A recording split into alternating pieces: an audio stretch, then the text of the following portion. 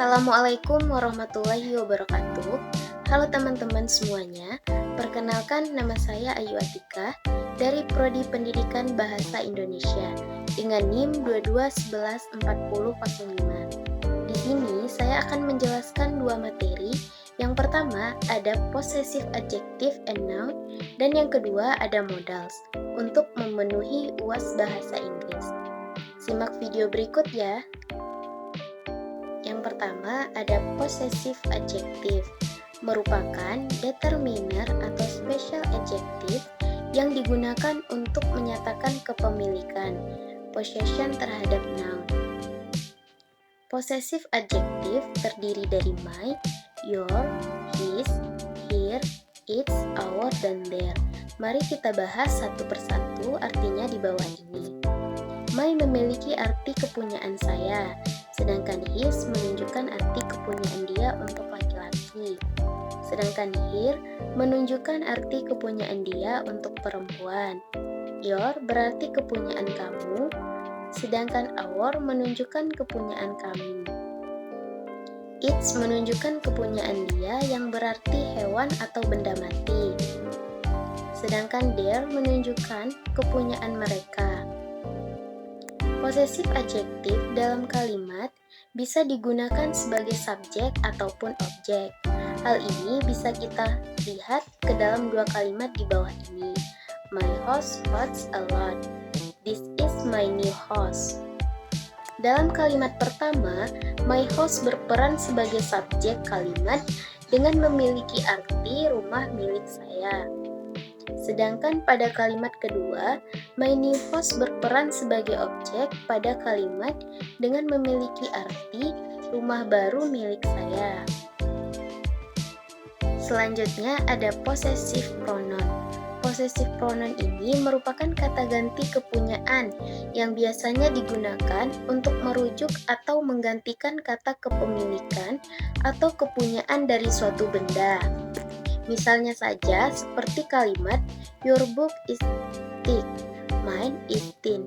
Kata mine di sini bisa menggantikan my book dan disebut sebagai possessive pronoun.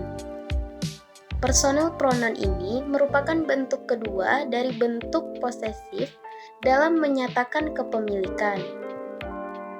Pronoun berfungsi menggantikan noun yang dapat berupa singular, mine, your, hers, his, its, atau plural, ours, yours, dan theirs. Jika pronoun yang berperan sebagai subjek kalimat berupa singular, maka verb yang mengikuti berbentuk singular. Begitupun sebaliknya. Possessive pronoun. Contohnya, yang pertama ada the book is mine, not yours. Buku ini milikku, bukan milikmu. Yang kedua, your is the big room in front of the pool in the second floor. Punyamu adalah ruangan besar di depan kolam renang di lantai 2. Yang ketiga, our team is playing as good as theirs. Tim kita sedang bermain sebaik seperti tim mereka. Yang keempat, this ring is very expensive and not mine, but hers. Cincin ini sangat mahal dan bukan punyaku, tetapi miliknya. Nah, itulah penjelasan materi pertama tentang possessive adjective and noun. Kita lanjut pada materi kedua, yaitu tentang modals. Modals dalam bahasa Inggris merupakan salah satu bentuk auxiliary verb atau kata kerja bantu. Biasanya, modals digunakan untuk mengungkapkan sikap seseorang akan suatu hal. Modals terdiri dari kata yang cukup pendek, yaitu my, might, shall, will, call, must, have, has to, had to, would, dan need. Modal dibagi menjadi dua, yaitu modal present dan modal past. Penjelasan jenis modals beserta contoh penggunaannya. Yang pertama ada can atau could, digunakan untuk menyatakan kemampuan. Contohnya, Aku bisa masak ayam goreng dengan sangat baik. Digunakan untuk menyatakan kemungkinan. Contoh selanjutnya, aku tidak bisa mendengar apa yang dia katakan. Digunakan untuk menyatakan izin. Yang kedua, ada may atau might. Digunakan untuk menyatakan kemungkinan atau harapan yang tidak yakin 100%. Contohnya, Fahri mungkin tidak marah karena aku temannya. Digunakan untuk menyatakan izin. Contoh selanjutnya, bolehkah aku bertanya padamu? Dan yang ketiga, must atau have to. Digunakan untuk menyatakan keharusan. Contohnya, kamu harus membayar semua ini. Digunakan untuk menyatakan kepastian atau prediksi yang pasti. Selanjutnya ada shall.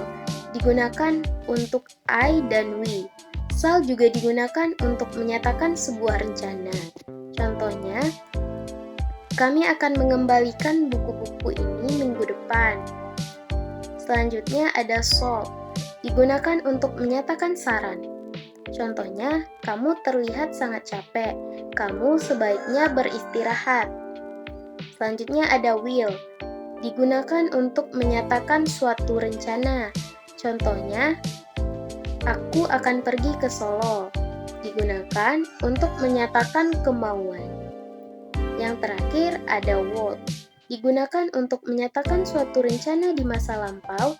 Contohnya, aku berencana SMS kamu semalam, tapi aku ketiduran. Digunakan untuk menyatakan permohonan yang sopan. Baiklah, itulah penyampaian materi dari saya. Semoga teman-teman semua dapat memahaminya. Assalamualaikum warahmatullahi wabarakatuh.